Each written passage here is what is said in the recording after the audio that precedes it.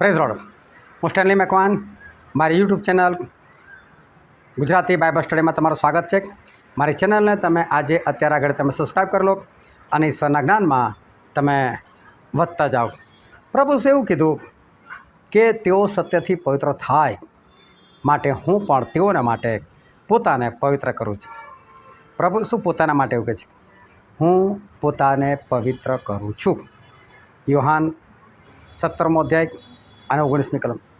પ્રભુ શું એવું કહે છે? હું પોતાને પવિત્ર કરું છું. તમે વિચારો કે હું એવું કહું કે હું પોતાને પવિત્ર કરું છું, એનો મતલબ હું અપવિત્ર છું. હું પોતાને શુદ્ધ કરું છું, એનો મતલબ હું અશુદ્ધ છું. જો પ્રભુ શું આવું કહેતા હોય કે હું પોતાને પવિત્ર કરું છું, તો શું પ્રભુ શું અપવિત્ર હતા?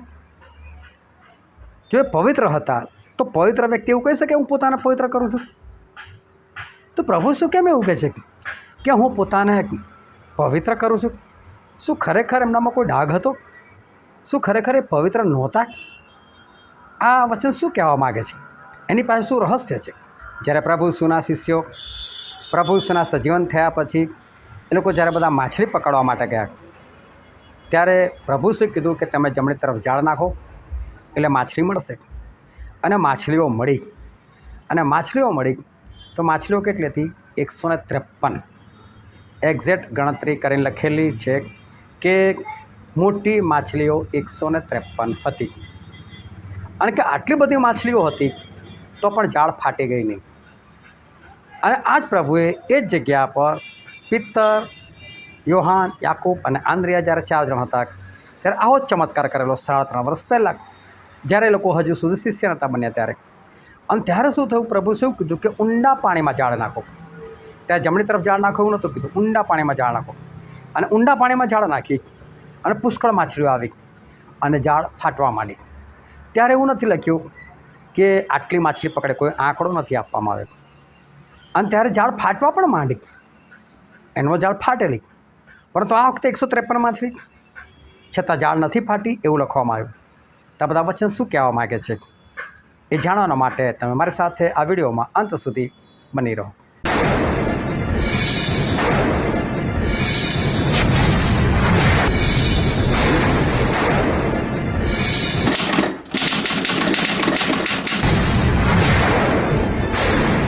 આજે છે તારીખ 2 ઓક્ટોબર 2025ની સાલ. અને રોજે રોજ વોટ્સએપ પર 10 સવાલ પૂછવામાં આવે છે અને લોકોને ઘણો ઇન્ટરેસ્ટ છે એ બાબતમાં. લોકો આગળ વધી રહ્યા છે, બાઇબલના વચનો સમજી રહ્યા છે, કારણ કે એના પછી આવી રીતે એક વિડીયો બનાવીને એની સમજૂતી પણ આપવામાં આવે છે. અને જો તમે પણ આ પ્રશ્નોત્તરીમાં જોડાયા છો તો જોડાયેલા રહેજો. અને હજુ પણ તમે કોઈને જોડવા ચાહતા તમે જોડી શકો છો, પરંતુ એમને શરત જણાવી દેજો કે રોજે રોજ સવાલના જવાબ આપવાના છે. આ રોજ જો જવાબ નહીં આપે તેમનું નામ કમી કરવામાં આવશે, કારણ કે આપણે મહેનત કરીએ છીએ અને મહેનત ફક્ત એવા લોકો માટે કરવાની છે કે જે લોકો ખરેખર સ્વર્ગમાં જવા ચાહે છે. આજનો પહેલો પ્રશ્ન છે કે તેઓ પોતે પણ સત્યથી પવિત્ર થાય માટે તેઓને સારું કોણ પોતાને પવિત્ર કરે છે? અને એનો જવાબ છે ઈસુ. અહીં મેં ઓપ્શનમાં એક લખેલું હું, કેમ પ્રભુ શું પોતે બોલે છે ને ત્યારે એવું કહે છે કે હું પોતાને પવિત્ર કરું છું. પરંતુ જ્યારે હું સવાલ કરું છું ને તો તમે આ વસ્તુને ધ્યાન રાખજો કે તમે એવું લખો કે હું પવિત્ર કરું તો તમે આવી જાઓ. એટલે ત્યારે તમારે છે વાક્યનો અર્થ સમજીને તમારે એ રીતે જવાબ આપવાનો છે. હું તમને કહું કોણ પવિત્ર કરે છે અને તમે કહો હું, તો તમે નહીં, પણ તમારે એ જગ્યા પર શું લખવાનું? ઈસુ. એટલે હું એ ઓપ્શન પણ લખું છું. એટલે આ બાબતનું તમે ધ્યાન રાખજો. તો પ્રભુ શું એવું કેમ કહે છે કે હું પોતાને પવિત્ર કરું છું? શું તેઓ પવિત્ર નહોતા? શું તેઓ અપવિત્ર હતા? શું એમનામાં પાપ હતું? કારણ કે જેમનામાં પાપ ના હોય એ તો પવિત્ર કહેવાય. અને પવિત્ર હોય એ શું કામ કે હું પોતાને પવિત્ર કરું છું? પરંતુ ધ્યાનથી સમજો કે પવિત્રતા અને પાપની વચ્ચે ફરક શું છે. ઈશ્વરે આદમ અને હવાને એક આજ્ઞા આપેલી હતી. એ લોકોની પાસે કોઈ બાઇબલ નહોતું, કોઈ મોટી મોટી વાતો નથી. એ લોકોને ખાલી એક જ વસ્તુ કીધેલી હતી કે આ વાડીની વચ્ચેનું જે વૃક્ષ છે, જેને ભલું ભૂંડું જાણવાનું વૃક્ષ કહે છે, એનું ફળ તમારે ખાવું નહીં. બસ આટલી આજ્ઞા. જે કરો તે કરો જિંદગીમાં, આ ફળ ખાલી નહીં ખાવાનું, એટલી આજ્ઞા હતી. હવે આજ્ઞા તોડી એટલે એને શું કહેવાય? પાપ કર્યું કહેવાય. પાપ કર્યું એટલે પવિત્રતા જતી રહી. એનો મતલબ તમે આજ્ઞા તોડો ને તો તમે અપવિત્ર થઈ જાઓ, તમે પાપી થઈ જાઓ, પવિત્રતા તમારા જીવનમાંથી જતી રહે. એટલે આદમ અને હવા બિલકુલ પવિત્ર હતા.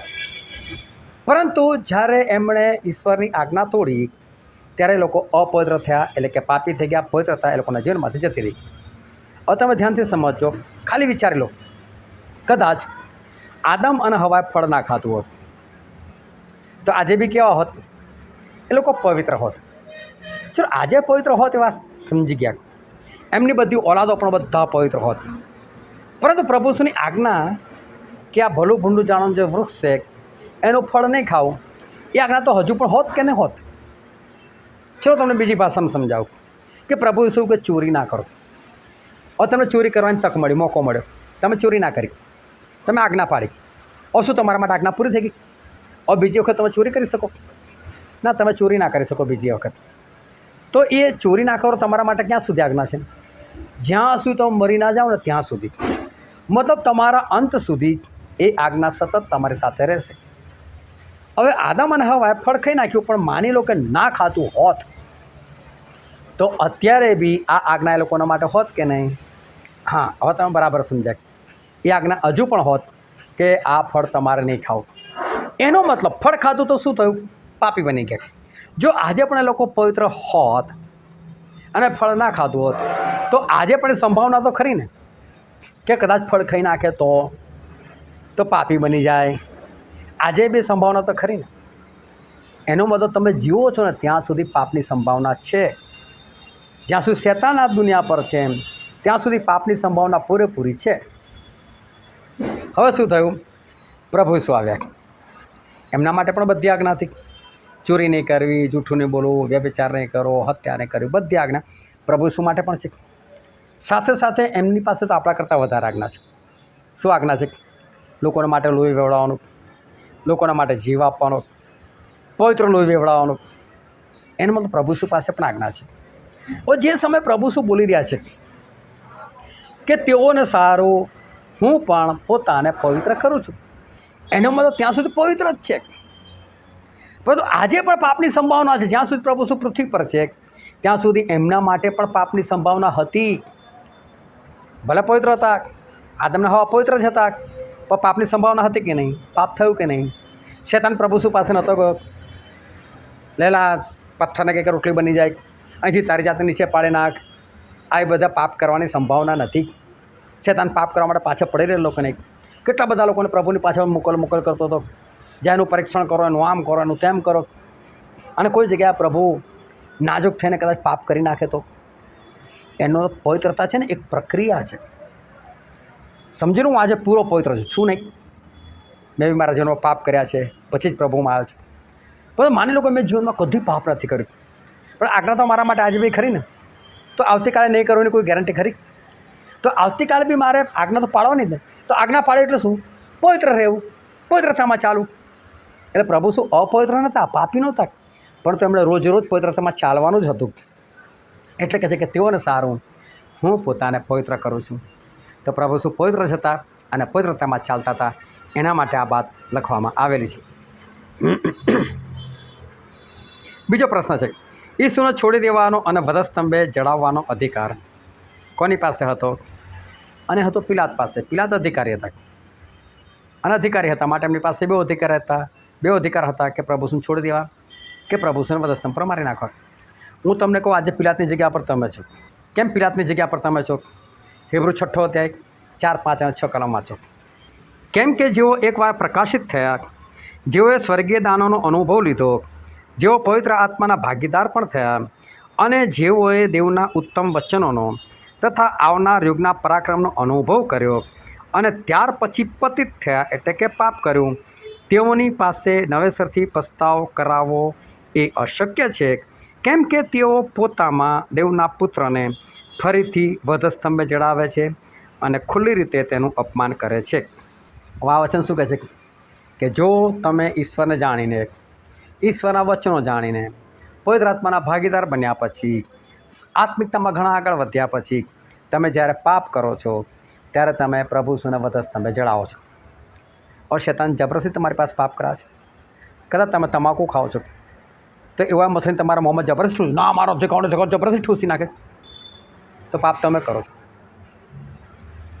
તમે દારૂ પીવો છો, શું શૈતાન જબરદસ્તી બાટલી લઈને તમારા મોંમાં ઠૂસી નાખે છે? એ નથી કરતો. તમે ગાળ બોલો છો, શું શેતાન જબરદસ્ત તમારી જીભને હલાઈને ગાળ બોલાવી નાખે, ઓલા હાસું થઈ ગયું, મારા મોંમાંથી ગાળ કેમ નીકળી ગઈ, એવું થાય ના. એ જબરદસ્તી ગુસ્સો કરે, ચકર હું તમે પોતે કરો છો કે નહીં? એક પણ કામ શેતાન તમારી પાસે જબરદસ્તી કરાવતો નથી. એક પણ પાપ શેતાન તમારી પાસે જબરદસ્તી કરાવતો નથી. એનામાં તાકાત જ નથી કે તમારી પાસે જબરદસ્તી પાપ કરાવે. એવું હોત તો કોઈ માણસ બચે ના. પણ પાપ કરવું કે ના કરવું તમારા હાથમાં છે. રવિવાર છે, સવાર તમારે ચર્ચમાં જવું કે ઊંઘી રહેવું તમારા હાથમાં છે. તમારે ફિલ્મ જોવા માટે થિયેટરમાં જવું કે પછી તમે બાઇબલ સ્ટડી માટે ચર્ચમાં જવું તમારા હાથમાં છે. તમારે બાઇબલ વાંચવું કે તમારે ક્રોધ કરો તમારા હાથમાં છે.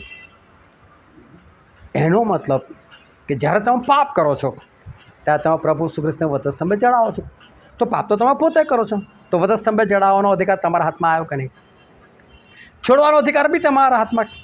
તમે પાપ ના કરો તો તમે પ્રભુ ઈસુ સાથે ખોટો વ્યવહાર ના કરો, તમે એમને વધસ્તંભે ના જડ્યા, છોડી દીધા. આજે પિલાતની જગ્યા પર તમે છો. શું તમે પ્રભુ ઈસુ ખ્રિસ્તને રોજે રોજ વધસ્તંભે ચડાવો છો કે તમે એમને છોડી દો છો? પિલાતની પાસે અધિકાર હતો, પ્રભુ ઈસુને છોડવાનો, છોડ્યા નહીં, વધસ્તંભે ચડી દીધા. શું આજે તમે પિલાત જેવું કરો છો કે પછી તમે પવિત્ર જીવન જીવો છો?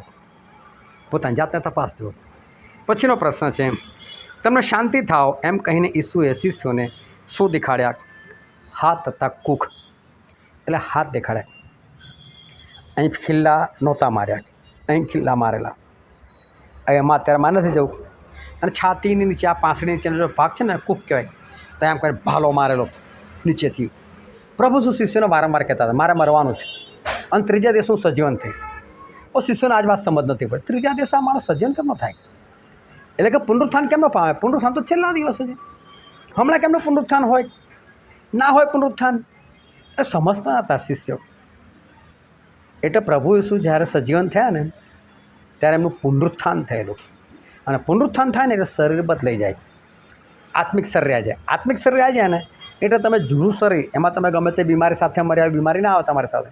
એમાં તમને ગમે તેવા નિશાન પડેલા હોય, એ નિશાન ના આવે. કદાચ તમારું ઓપરેશન થયું, ટાંકાના નિશાન રહી ગયા હોય, પણ જ્યારે તમે પુનરુત્થાનમાં ઉઠશો ને તો કે ટાંકાવાળું થોડું તમારું શરીર આવે, એ તો આખું નવું શરીર આવે. એટલે પ્રભુ શું શરીર નવું બની ગયેલું હતું. અને શિષ્યો નહોતા સમજી શકતા ને પ્રભુ શું દેખાડ્યું, લો ભાઈ મારા હાથ જુઓ, કોઈ હવે નથી નિશાન અહીં ગાડી. આ મારી કૂખ જુઓ, અહીં કશું નથી. મારું પુનરુત્થાન થયું છે, પુનરુત્થાન.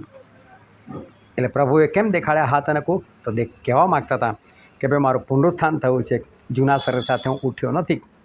પછીનો સવાલ છે, જાળમાં મોટી માછલીઓ કેટલી હતી? અને એની ગણતરી આપી છે 153. હવે શરૂઆતની અંદર જ્યારે પિત્તર, યોહાન, યાકૂબ અને આંદ્રિયાક આ 4 જણા સમુદ્ર કિનારે હતા.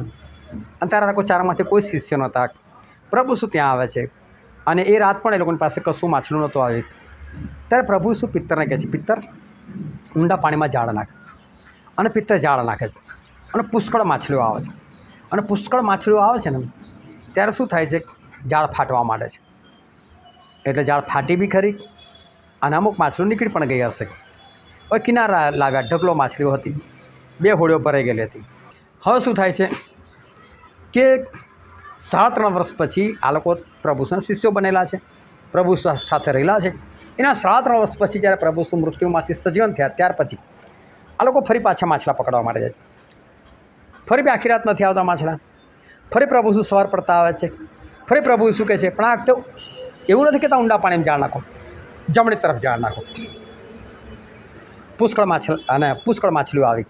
અને કેટલી આવી? તો બરાબર 153. ગણતરી કરી, મોટી માછલીઓ 153. અને કે આટલી માછલી હતી તો જાળ ફાટી નહીં. એનો મતલબ આટલી માછલીમાં જાળ ફાટી છે પણ જાળ ફાટી નહીં. બહુ રહસ્ય રહેલું છે. પ્રભુએ પિત્તરને એવું કીધું કે મારી પાછળ ચાલ, હું તને માણસોને પકડનાર કરીશ. અને બાઇબલમાં માછલી એટલે વિશ્વાસી. એટલે જ્યારે ઈશ્વરના લોકો જાળ નાખે, એટલે કે મિટિંગો કરે, ઈશ્વરના વચનો લોકોને સમજાવે, ત્યારે શું થાય, બહુ લોકો પ્રભુનો સ્વીકાર કરે, બહુ લોકો પ્રભુમાં આવે, બહુ લોકો પ્રભુ પાસે ચાલવા મંડી પડી જાય, મિટિંગમાં આવતા થઈ જાય. પણ પછી શું છે, આ તો સતત પ્રક્રિયા છે. કોઈ સતત વચન હોય, સતત આજ્ઞાપાલન હોય, સતત પ્રભુ ભોજન હોય, પછી જગતનામાં ના હોય, પછી બર્થડે પાર્ટીને આ બધું ના હોય, અને પછી અમુક લોકોને શું લાગે, અરે આવું કેવું છે, આ તો મજા નહીં આવતી. પહેલાં કેવા મજા કરતા હતા, મસ્ત મોંઘા મોંઘા કપડાં પહેરીને વ્યભિચાર કરતા હતા અને હા હા હી કરતા હતા અને કેટલી મોજ મસ્તી હતી. આ તો પ્રભુમાં તો શું યાર, રોજ ઉઠીને બાઇબલ ના ને તે. અમુક લોકોને નથી મજા આવતી, એટલે અમુક લોકો શું થાય છે, પ્રભુને છોડીને જતા રહે છે પાછા. મારી સેવાને 25 વર્ષની અંદર મેં બહુ જોયું, ઘણા બધા લોકો મારી સાથે આવ્યા, જોડાયા, જતા રહ્યા પાછા. કેમ? જગતમાં રહેવું હતું. પાઉલ કહે છે તેમાં મને છોડીને જગત પર પ્રેમ રાખીને જગતમાં પાછો જતો રહ્યો છે. હુમનાસ ને એલેક્ઝાન્ડરે વિશ્વાસ છોડી દીધેલો છે. આ તો બધું બન્યા કરવાનું, આવું થયા કરવાનું. માછલો આવશે, પુષ્કળ આવશે, બહુ લોકો વિશ્વાસી બનશે, પણ ઝાડ ફાટશે એટલે મંડળીને તોડશે લોકો અને ભાગશે. અને આવું જ બને, જે ભાગે છે ને પાછા મંડળીનું જ ભૂંડું બોલે, મારું ભૂંડું બોલે, લોકોને તોડવાનો પ્રયત્ન કરે, બીજાને કે આવી જા, ઝાડ ફાડી છે, આવી જા. આ બન્યા કરવાનું. પરંતુ પ્રભુ શું 3.5 વર્ષ પછી સજીવન થયા, અને ત્યારનો જે ચમત્કાર છે ને અલગ છે. જમણી તરફ ઝાડ નાખો. પ્રભુ કહે છે કે હું જ્યારે પોતાના મહિમામાં આવીશ, મહિમાના રાજાસન પર બેસીશ, ત્યારે ઘેટાઓને મારી જમણી તરફ રાખીશ. આ જમણી તરફના લોકો કેવા લોકો? આશીર્વાદિત લોકો. હે મારા બાપના આશીર્વાદિત આવો, અને જે રાજ્ય જગતનો પાયો નાખ્યા ગયો, તમારે સારું તૈયાર કરો, તેનો વારસો તમે લો. આ બધા સ્વર્ગમાં જનારા લોકો જમણી તરફ ઝાડ નાખે છે. આ જમણી તરફ ઝાડ નાખે ને એટલે પાક્કા વિશ્વાસીઓ આવે છે. અને પાક્કા વિશ્વાસોની એક્ઝેક્ટ ગણતરી છે 153. એટલે આંકડો ના પકડતા, કોડવર્ડની વાત કરું છું. પણ જમણી તરફના લોકો એક્ઝેક્ટ ગણતરીમાં છે. કેટલા લોકો સ્વર્ગમાં જનારા છે એની ગણતરી એક્ઝેક્ટ છે, પણ નર્કમાં કેટલા પડનાર છે અગણિત લોકો છે. અને આટલા બધા હતા, આટલી બધી માછલો હતી, ઝાડ ના ફાટે. હા, જે પાક્કા વિશ્વાસ હોય ને કદી ઝાડ ફાડીને ભાગે ના. એ છેક સુધી ટકી રહે, મરી જાય પણ ઝાડ છોડીને ના ભાગે. તમે કેવા વિશ્વાસી? કાચા પાકા આત્મિક જીવન ભારે લાગે ને પછી ભાગી જનારા લોકો, કે પછી તમે પ્રભુની પાસે ચાલનારા ખરા લોકો છો? પોતાની જાતને પોતે નક્કી કરો, પણ યોગ્ય રીતે ચાલો. પછીનો સવાલ છે, ભાઈઓમાં કેવી વાત ફેલાઈ ગઈ?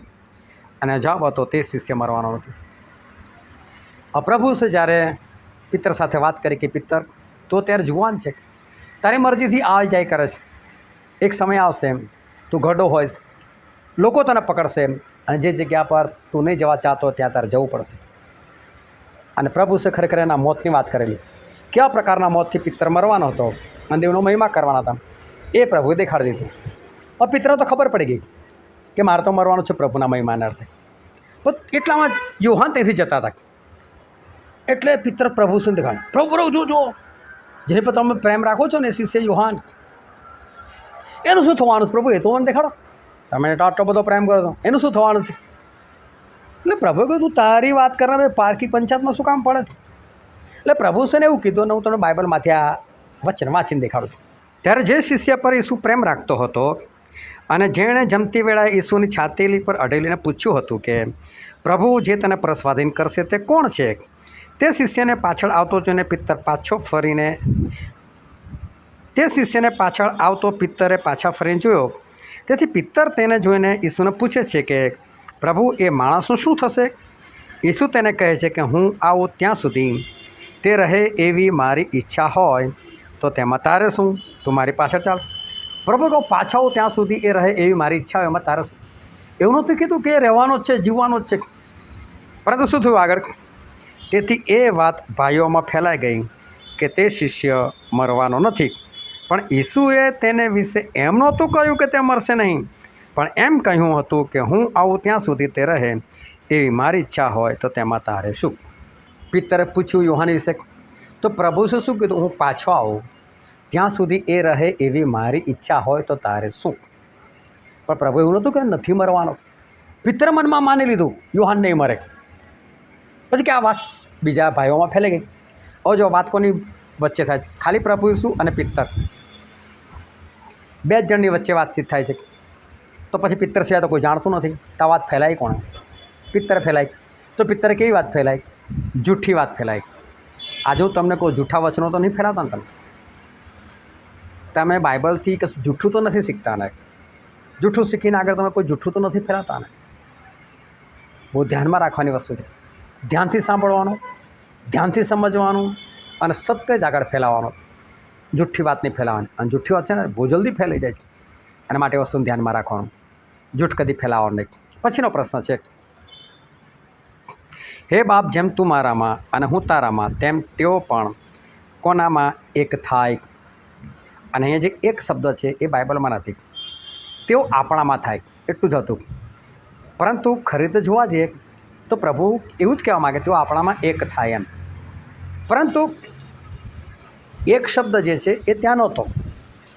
પરંતુ ઉપરથી વાંચો તમને ખબર પડે કે હા એક શબ્દ છે, પણ ઉપરથી છે. પણ ખરેખર પ્રશ્નની દૃષ્ટિએ જુઓ ને તો આનો જવાબ એવો આવે, ખબર નહીં. તો ખરેખર પ્રભુ એવું જ કહેવા માગતા હતા કે તેઓ આપણામાં એક થાય. પણ હું આવું કરું છું ને મેં તમને વારંવાર કીધું છે, એનું કારણ એક જ છે કે તમે ધ્યાનથી વાંચો અને ધ્યાનથી સમજો. એના માટે હું આ કરી રહ્યો છું. પછીનો સવાલ છે, કૈસર સિવાય અમારે બીજો કોઈ રાજા નથી, એવું કોણે કહ્યું? અને જવાબ હતો મુખ્ય યાજકો. આ મુખ્ય યાજકો એટલે આજના આગેવાનો, પાસ્ટરો, એ બધા. આ તમે જુઓ એટલા બધા કૌભાંડો ચાલે છે. સંસ્થાની જમીન લોકો વેચી નાખે છે, કરોડોમાં વેચે છે, લાખોમાં લખે છે. લોકો પૈસા મારી ખાય છે. શું થઈ રહ્યું છે મંડળીઓમાં કંઈ ખબર નથી પડતી. ભયંકર હાલત છે આજે મંડળીઓની. અને એવા લોકો, એ જમાનાના લોકો પણ એવા જ હતા. પ્રભુ શું રાજા હતા? તો કે ના, અમારો રાજા તો કૈસર છે, અમારે કૈસર સિવાય બીજો કોઈ રાજા નહીં. જે પ્રભુશ્રીને રાજા સમજે ને એ પ્રભુશ્રીની બધી આજ્ઞા માને. પણ જે કૈસરને એટલે શેતાનને રાજા સમજતો એ શેતાનની આજ્ઞા માને. આપણે નક્કી કરવાનું છે કે મારે કોને રાજા બનાવો છે. પ્રભુને રાજા બનાવો, એમનું કહેલું કરો. પછીનો પ્રશ્ન છે, શિષ્યો પર શ્વાસ નાખીને ઈસુએ શું કહ્યું? તો ઈસુએ એવું કીધું, તમે પવિત્ર આત્મા પામો. જો જ્યારે પ્રભુએ એક માટીનું પૂતળું બનાવ્યું અને એ પર શું ફૂંકેલું? શ્વાસ ફૂંકેલો. અને શ્વાસ ફૂંકેલો ને ત્યારે એ માટીના અવયવ બની ગયા જેવા આપણી પાસે અત્યારે છે. અંદર લોહી દોડતું થઈ ગયું. બીજી વાત એ બનેલી. ત્રીજી વાત એ થયું, અંદર આત્મા આવ્યો જેના કારણે આ આદમ જીવતો થયો. અને ચોથી વાત એમાં એ થયેલી હતી કે પવિત્ર આત્મા એની અંદર આવેલા. તો આદમની અંદર શ્વાસ ફૂંકવાથી પવિત્ર આત્મા પણ આવેલા. અને જ્યારે પાપ કર્યું ત્યારે પવિત્ર આત્મા નીકળી ગયા. અને પવિત્ર આત્મા નીકળી ગયા એટલે પ્રભુએ શું કીધું? આદમ તું ધૂળ છે અને પાછા ધૂળમાં મળી જઈશ. ત્યારે એવું ના કીધું તું જીવતો છે. પણ જ્યારે પવિત્ર આત્મા આવ્યા ત્યારે શું લખેલું? આદમ સજીવ પ્રાણી થયો. અને માટે જ્યારે પવિત્ર આત્મા ના હોય ને ત્યારે માણસ મરેલો કહેવાય. અને પવિત્ર આત્મા શરૂઆતમાં કેવી રીતે આવેલા? શ્વાસથી. કોના શ્વાસથી? ઈશ્વરના શ્વાસથી. ઈશ્વરનો શ્વાસ એ જીવન આપે છે. ઈશ્વરના શ્વાસમાં બની રહો. ઈશ્વરનો શ્વાસ એટલે પવિત્ર આત્મા છે. પવિત્ર આત્માથી જીવો, પવિત્ર આત્માથી ભરાઈ રહો. પછીનો પ્રશ્ન છે, કોણ પોતાનો ડગલો પહેરીને સમુદ્રમાં કૂદી પડ્યો? જ્યારે માછલા પકડ્યા, માછલા આવ્યા એટલે યોહાનને એકદમ યાદ આવ્યું કે આ ઘટના તો 3.5 વર્ષ પહેલાં બની ગયેલી છે. અને ત્યારે ઈસુ આવેલા.